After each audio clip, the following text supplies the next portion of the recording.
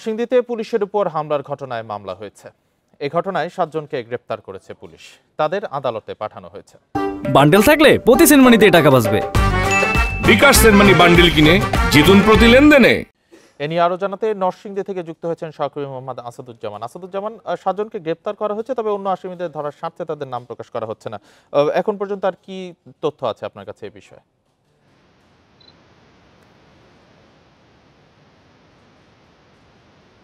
আপনি জানেন যে আসলে সকালের দিকে পুলিশ তাৎক্ষণিকভাবে যে 7 জনকে গ্রেপ্তার করা হয়েছে তাদের নাম ঠিকানা প্রকাশ না করলেও কিন্তু এরপরে পুলিশ সুপার তাদের নাম ঠিকানা প্রকাশ করেছেন। তারা আসলে এই নরসিংদী, বেশিরভাগই নরসিংদী শহরের বাসিন্দা। তারা এই শহর, এই এলাকার পৌর এলাকা সহ নরসিংদী সদর উপজেলার বাসিন্দা।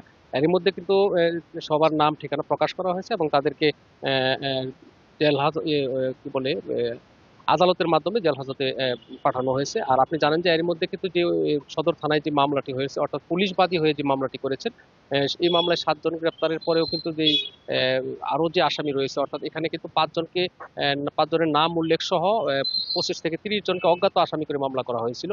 বাকি আসামিদের যে গ্রেপ্তারের যে অভিযান সেটি কিন্তু পুলিশ এখনো চালিয়ে যাচ্ছে।